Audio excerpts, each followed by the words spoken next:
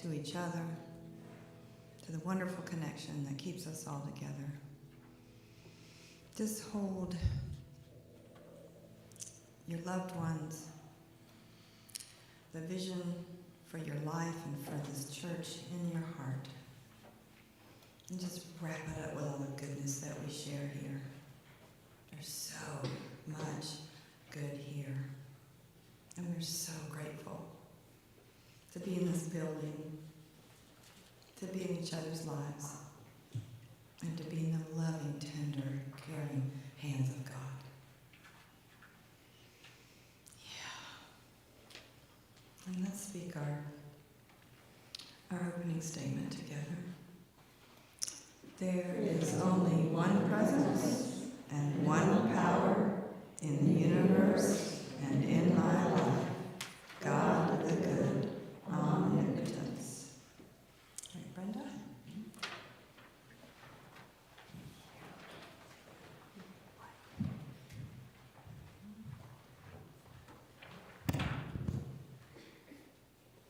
The word for today is remembrance, and the affirmation is, I cherish the memories of my loved ones. Today I remember life is eternal as I honor my dear ones who have passed. I send love and light to those who have enriched my life.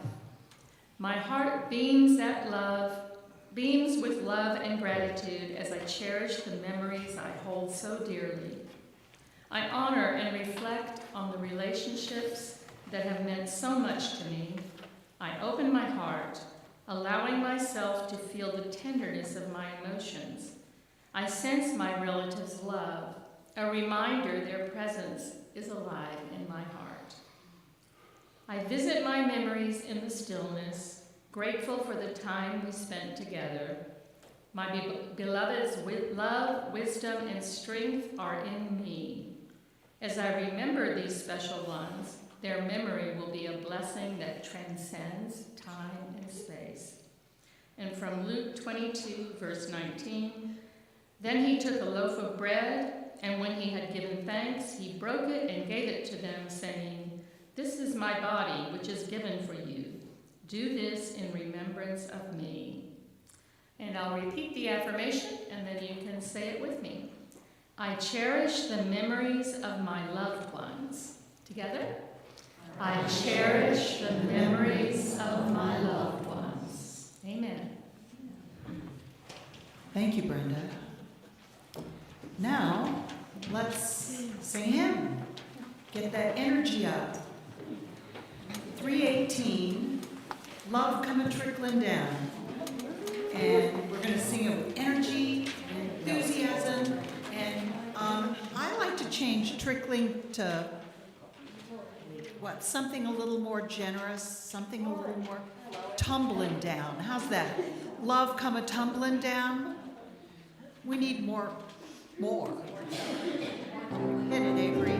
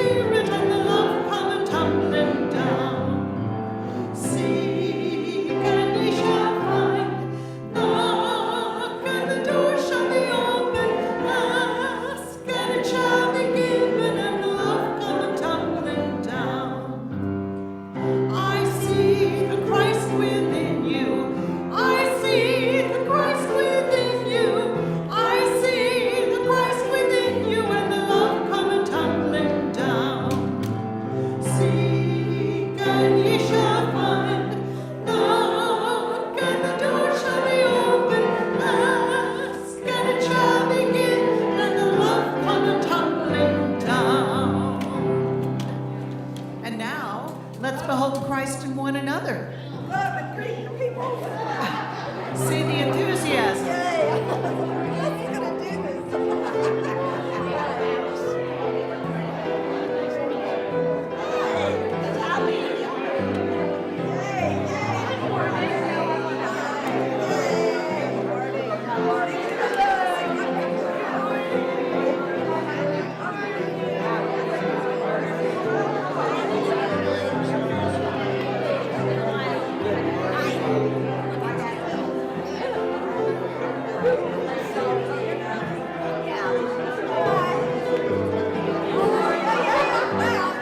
I'm Anya. Nice to meet you.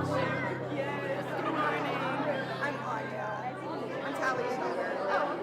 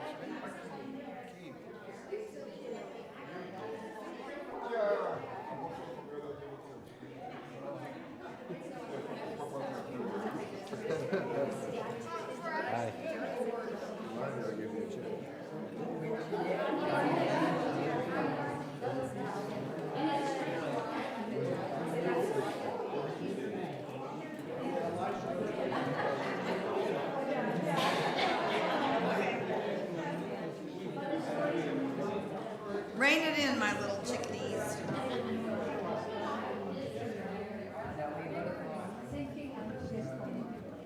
They just can't contain their love. I know, but we gotta rein it in. All right, here's the little chickadees, all full of sugar from their little weekend things. Yes, but the rest of y'all are not, right? Whatever, I saw the Reese cups and the Kit Kats and the cafe. Anyway, these are our children, and what are we gonna do? We're gonna love and bless them. Yeah. You are loved, special, and important to us.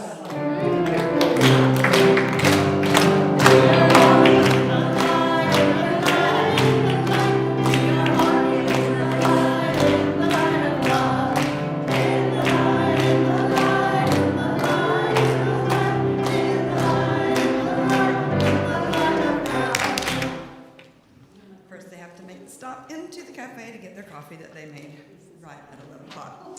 Anyway, I have a couple things to say. One is, go Knowles! Woohoo! It was fun to watch that happen. Dawn actually enjoyed a football game for once. Besides the Alabama game, of course. Okay, anyone visiting with us for the first time besides Michelle, our speaker? Any newbies that I missed? No, I thought that lady was one, but this is her second time. So, anyway. Lots of returning. Oh, lots of returns. And Love to see yes. our brothers and sisters from Unity Side. Yeah, saw my post on Facebook. So I think that's a really good idea when we get the announcement on Facebook that we should share it with our friends, and that's why he saw it, because I shared, and we're buddies on Facebook and in real life. Okay, choir rehearsal tomorrow night, 7 o'clock, right here in the sanctuary. We're getting ready for Christmas. It's gonna be awesome. And I'm pretty sure our big grand opening thing is probably gonna happen in January. So we can get through the holidays and not have to focus on that just yet. November's prayer circle, we're gonna meet after the service today in the sanctuary. And the monthly prayer service from Unity Headquarters is available on the back table, along with lots of other things. Please stop by there and check out our daily word. There's all kind of like stuff, including the prayer requests, which Lord knows we and our world need that right now.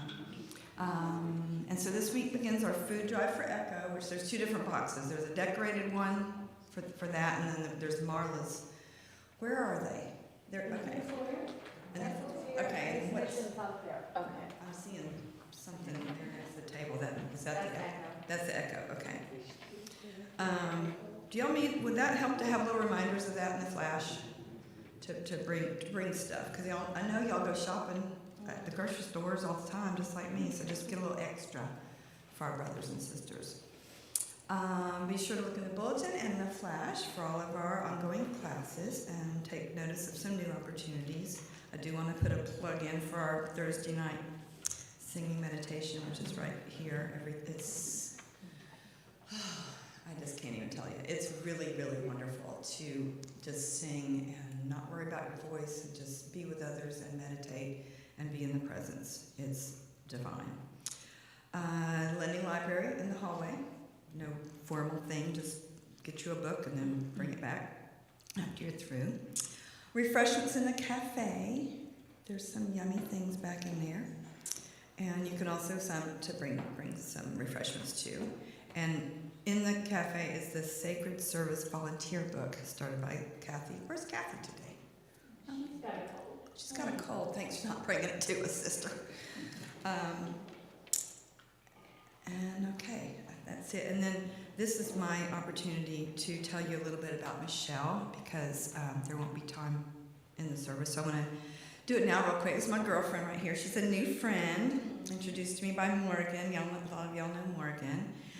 She's a registered nurse, transition and transformational coach, and author who has devoted her life to helping others heal physically, emotionally, and spiritually. Spent over 22 years as a hospice nurse. Wow. Walking alongside hundreds of individuals and families through life's most sacred transitions. Those years taught her the power of presence and compassion and how love often reveals itself most clearly in life's tenderest moments. And I know we can all relate to that. And that was very interesting that you're coming today with the daily word was about remembrance. There's no accidents there. So she continues her work in nursing today, providing private duty care for a 95-year-old Korean War veteran. I didn't know that. An experience that keeps her connected to the humanity, dignity, and wisdom that inspired her career.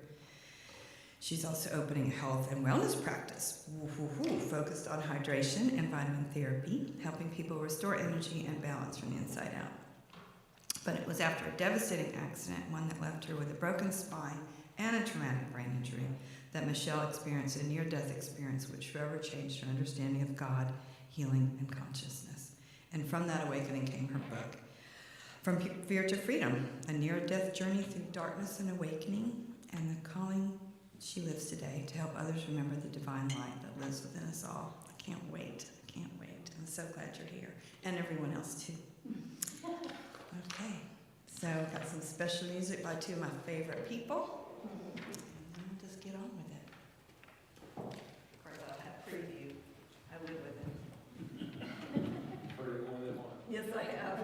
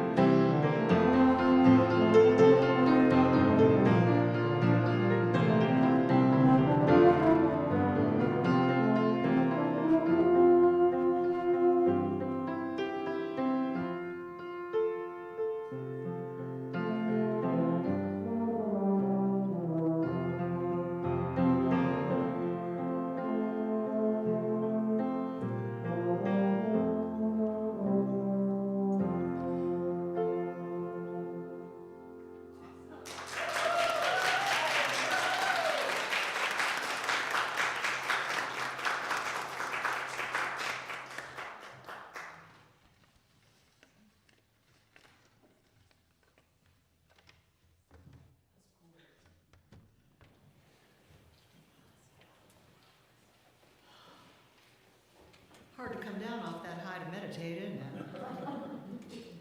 I loved it. It was kind of like Beethoven's 6 variations, but different. Really liked all the variations. Okay, so we bring ourselves back inside, into ourselves, to meditate and to share the truth that God and I are one by singing together hymn number 132. I am healed.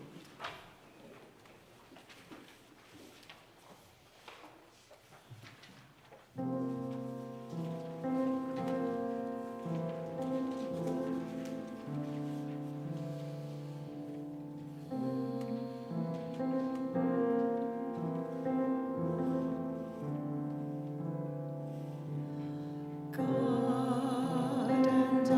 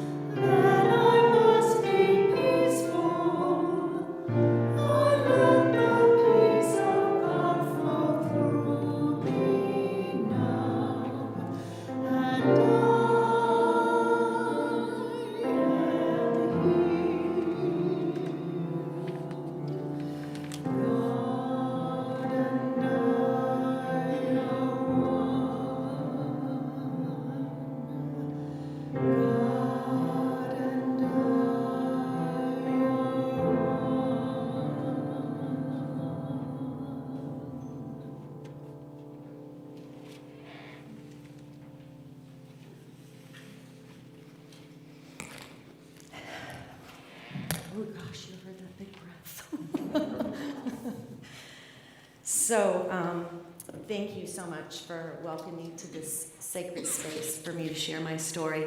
God is quite humorous. If you would have told me a few years ago that I would be standing here in a church, I would have told you absolutely had the wrong person.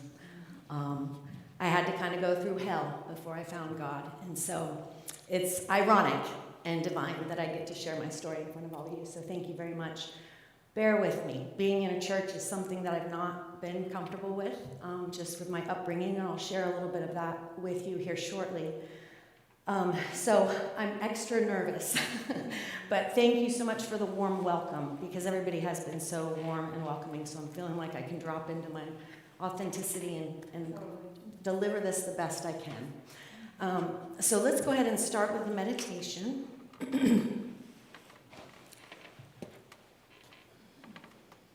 And I want you to know this is a first of first. I have so many firsts today. So I've never done a meditation out loud with folks. So here we go.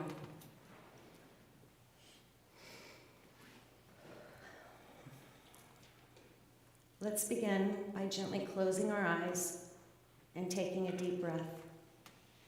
Slow breath in and slow breath out. Feel your body begin to soften. Let your shoulders drop, let your jaw unclench, and let the space around your heart open just a little more. Now take another deep breath in, and this time, imagine that you are breathing in light, a soft golden light that fills your lungs, your chest, your whole being. And as you exhale, release anything that does not serve you. Any tension, any story, any noise. With each breath, feel yourself arriving here in this moment, in this sacred now. Feel the quiet beneath the thoughts, the stillness beneath the breath. That stillness is the presence of the divine. As you breathe, remember, the same breath that moves through you moves through the trees, through the oceans, and through every living being. It's the breath of the divine, the one energy, the one consciousness that breathes all life into being. And you are not separate from it. You are truly a divine, energetic, spiritual being having a human experience. You came into this body, into this life, to feel, to grow, and to remember. The contrasts that we face, the joy and the sorrow, the light and the shadow, it isn't punishment. It's a path. It's how we remember and come back to the love and the light that we are. You are a direct extension of that life force energy, of God, of Source, of universal consciousness. Whatever name you give it, that infinite presence breathes through all of this right now. Your soul has a purpose. It came here to express, to awaken, to remember. A life, even in its contrast, is not happening to you. It's happening for you. It's guiding you, shaping you, and loving you into remembrance of who you truly are. Take one more deep breath in and feel that truth expand through your whole being. You are not searching for the divine. You are the divine, remembering itself. You are light, you are the love, and you are living breath of God. And so it is.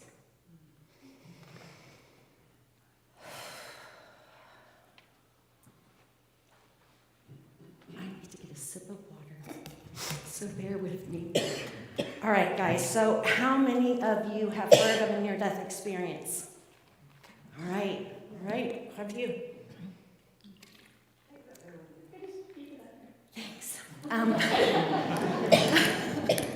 so, when you've heard of a near-death experience, if you were like me, I had heard that it was people were flowing into this tunnel, there was a light, their family met them. It was just a beautiful, surreal, amazing experience of total love and acceptance. Is that what most of you guys have heard too? No. Oh, wow. I'm with the right crew then. Because you will find that mine was much different. Mine was what they call a distressing near-death experience. And people have those beautiful ones, beautiful experiences, and then some people have other ones like mine. But although it was very hellish, it was very revealing. And ultimately, it led me to right here, right now. So with that, let's go ahead and begin. Now, a near-death experience happens when somebody has been either in an accident, drug overdose, heart stop, something physical has happened, and they go to a state where it's like a veil lifts, and we can kind of step into a different realm. So it's like we come out of this reality. And you don't necessarily die. You can even have it induced with certain medications, I hear, medicinals of some sort. That's a topic for another day. But it is a very surreal and spiritual experience. And most people that have gone through it, I recently was in Chicago at a near-death convention where I met Raymond Moody. Does anybody know who Raymond Moody is? Yeah, and he coined the term near-death experience about 50 years ago. And so I was in 800 people that are near-death experiencers or have some interest in it were there. And again, the majority of people have a beautiful experience. There's 2 to 5%, depending on the studies that you look at, that have a distressing one. And that's, again, where I fall in. But again, it's a very spiritual experience. And most everyone that I met, whether they had distressing or that beautiful one, once they learn to integrate that experience, they come from a different place. It's like we've been given a gift to kind of come back a second time, and we get to understand a little bit bigger picture because we've already stepped on that side. Okay. So I hope that kind of gives you an idea of what that's like. Thank you guys for having such shiny faces. Hold on. So, in 2019, I was traveling as a hospice nurse, moving to a new assignment from Montana to Texas, and I was trying to outrun a snowstorm. This Florida girl does not know how to drive in the snow, and I went off an embankment, and I broke my spine. I had an L1 burst fracture and a traumatic brain injury. And you know how life will kind of give you nudges when you're not really going in the right direction? I was getting nudges all along, but I was just barreling through like I normally did. And this time life stopped me and threw me down and said, we got to get real here. The next thing I remember, and I'm going to try and contain this because I've never been able to share my story in less than an hour, and I know I don't have that time here, but the next thing that I remember, I was in a warehouse type setting. I remember seeing and feeling my girls behind me. I have 2 beautiful daughters. And I turned to them as to invite them to come with me. I didn't know where we were going. But when I turned back to look at them, without speaking, I understood that I was getting ready to do this journey on my own. And there was a sense of fear that just started to rise in me. I had no recollection that I had had an accident. It wasn't like I was even connected to this reality. It was just like all of a sudden I was here in this space. And the atmosphere was very bland. It was very grayscale. It was cold. It was damp. It was dark. It was not a pleasant place. And what ended up happening is I started to see my life, starting as a young child.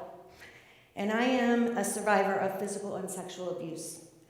And going through this was challenging because not only was I observing it from the outside, I was back in it.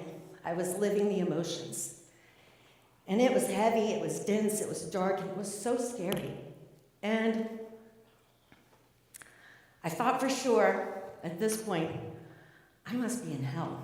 I must be stuck in this hell. And I saw two children, and I looked at them, and their physical appearance was very daunt. Their eyes were sunken, it was a scary sight for me to see. But I felt a familiarness, although I didn't know who they were.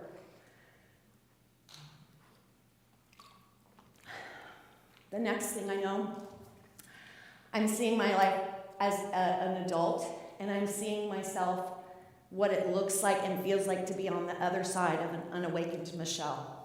All the things that I had done when I wasn't really aware of what I was doing, just trying to survive, the things I had done to cause pain to other people, I felt that. I felt what it felt like to be on the other side of me. And then I looked at these children, and I started to see their life. And when I tell you mine was really tough, theirs was worse than mine. Like, worse than mine. And again, I was observing it, but I was also in it with them. And I was seeing through their eyes, and I was seeing and feeling the emotions that they were having as they were living these horrendous events. And the fear and the compassion, the emotion in this space was magnified. And I got to a place where I could not take it anymore. And this warmth started at my feet, and it kind of moved up my body. And as it did, it kind of forced me to look up. And as I looked up, the tiles on this warehouse ceiling started to crack, and a light started to shine through. And I was so flipping afraid that I thought it was fire. I thought it was going to burn me.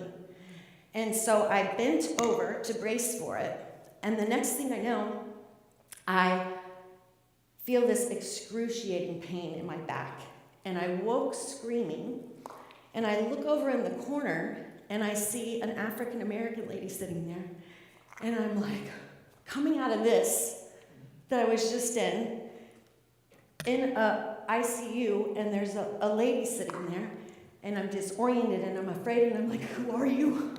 And she said, I am here to help you. And I was like, good, we gotta get out of here. Like, we gotta get going.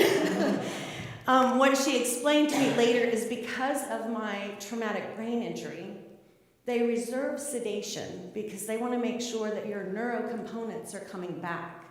So they had to have physical people there to keep me safe. Because as I was acting out, or as I was moving through this altered state of reality, I was apparently acting it out. I had just had spinal surgery, so I just had 2 rods placed, 8 screws put in, and this little girl was trying to get out of that hospital. So they had to keep me safe, and they didn't want to sedate me. She explained that I had been in and out of consciousness for a few days, welcomed me back, and I thought, well, this is bullshit. Like, what is happening? What is happening here? Oh, excuse me. I'm in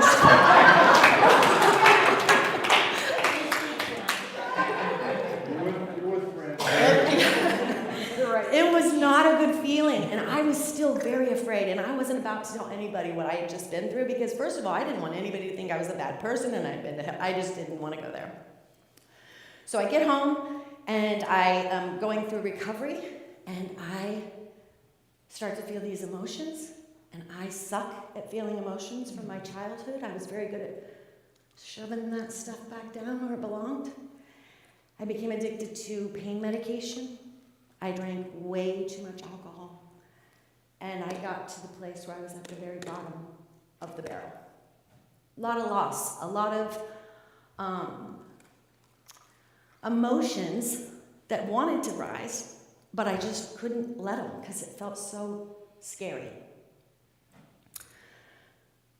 I did that for 2 years, put myself through my own hell for 2 years. When I got to the place where I couldn't do it anymore, I wasn't going to look to the Bible, because my first exposure to God was in an old church, and I was sitting in a metal chair in a basement of a Catholic church, and I was told that this God that loves me so much was also going to cast me into hell if I didn't behave. And at 7, I was already pretty well on my way to being a defiant little kid, right? And so I was afraid of this thing called God, and I didn't buy into it. I wasn't going to buy into this. I couldn't believe that there was something out there that could love me so much but punish me so much. However, in my life, I was experiencing it with my abuse. And so I came away with a very distorted view of God, with a very distorted view of people, with a very distorted view of connection, and absolutely had no clue what unconditional love was. I had no clue. I laid down on the couch, and I used to choke on the word God, but I can say it now pretty good. And I said, God, life force energy, whatever it is, I need help. And I laid down and I went into a meditation by Grace.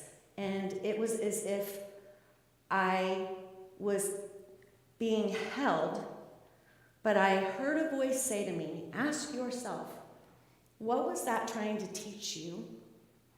And how can you see it differently? And so I went into this meditation feeling held, and I was walked back in to my hellscape with those children. And when I saw them this time, they had a glow about them. The whole energy of the atmosphere was different.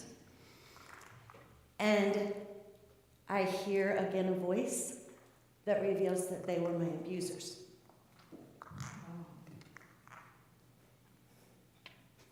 This part gets me all the time. When I tell you that there was compassion that rose in me that I have never felt before, and the only thing I could do was extend it to those two beautiful souls.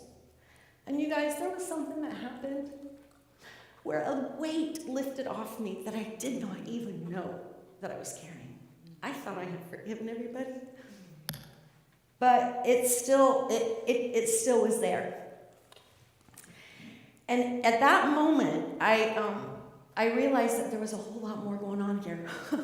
I was living in a closet and I didn't even know it. And I had all those false limiting beliefs that we all pick up somewhere along the line that remove the light of who we are, that we take on and we own, and we make ourselves small, and we wait for validation from the outside. All those self-limiting beliefs started to lift, and when they did, my heart felt the love I'd been searching for the whole time. It was within me. It was within me the whole time. And I had no clue. It was right there. And so that was a gift that once you touch that, you absolutely know that life is here working for us, not against us. And all of those self-limiting beliefs that we carry that block us from being able to receive or give love, it's our responsibility to remove those, right? And sometimes feeling through it, if you're not used to that, it sucks. But what I was also shown is that light that I mistook for lava and fire was actually the love of God, coming to show me that those wounds that were coming up, that he was showing me in real life, needed to be looked at from a different perspective.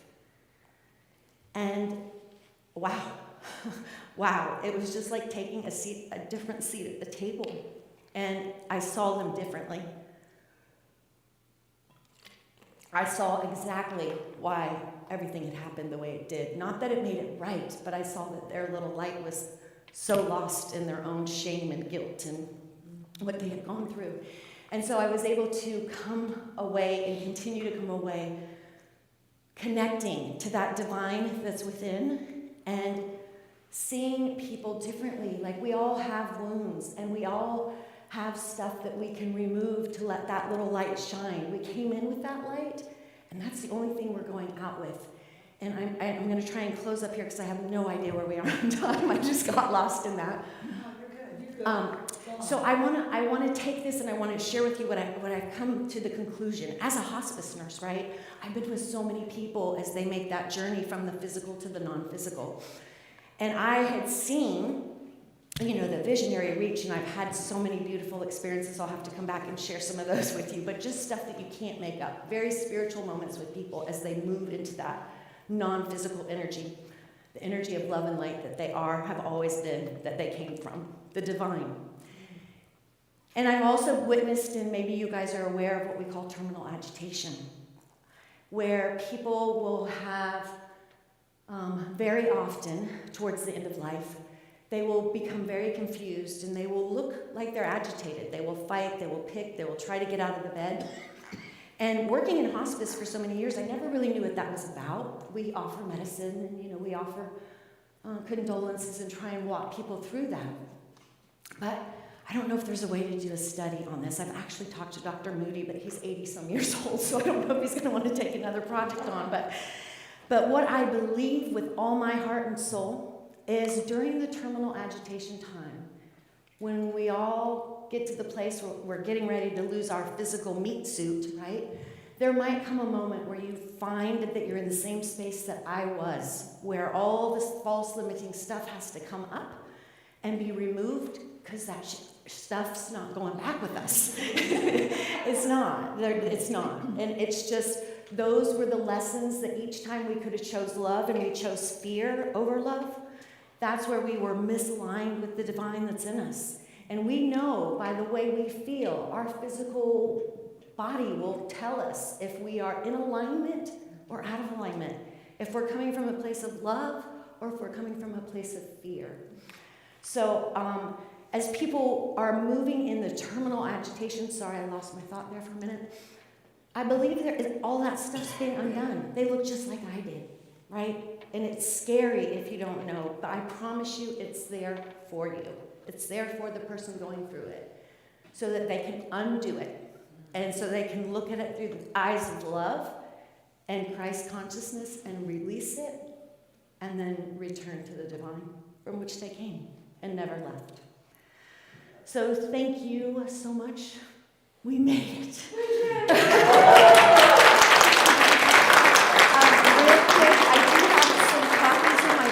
Back there, if you're interested. It goes into much more detail, and again, I've never been able to condense it down. Or I'd love to come back and share more of the lessons that I've learned, a little bit more of the story. But thank you guys so much for creating this sacred space for me to be able to be authentic and share my story with you. Thank you. Thank you.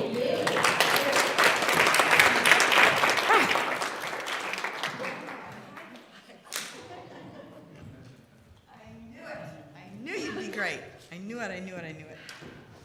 Yay. It's the time of our service for our offering. So I have my little thing here. So just pretend that you have it, because I know a lot of you give online. It's easier, I guess. Anyway, keep it in your left hand, cover it with your right, and repeat with me our offering statement. Divine love flowing through me blesses and multiplies all I am, all I have, all I give, and all I receive. First one in. For our offertory hymn, I really want to sing This Little Light of Mine, but I only know one verse. So let's shine our light by I'm going to sing when the Spirit says sing. Hymn number 326.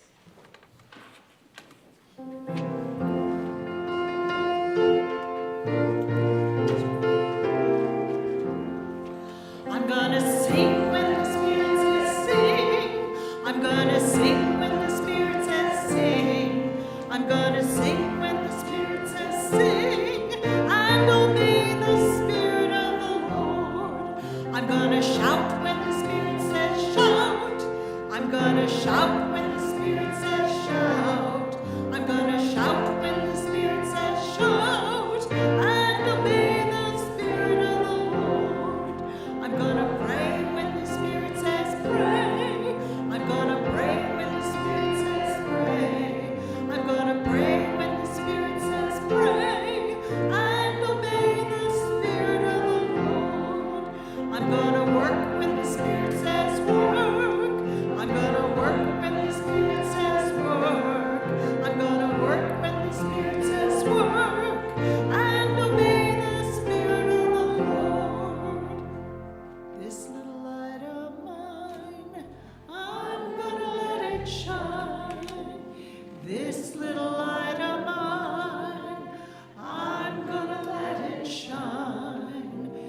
This little light of mine, I'm gonna let it shine, let it shine, let it shine, let it shine. Awesome. I often say, I'm not going to let them snuff it out. I'm going to let it shine. I like that version. We can make up our own words. Thank you, all you givers, all the gifts, and the spirit of giving. Everyone who's given to our church before and is going to give in the future. This is a mighty, mighty movement of love we have here, and all of y'all are part of it, and we are so grateful. Can I get an amen? Amen. All right, let's gather in a circle. Sing the prayer for protection and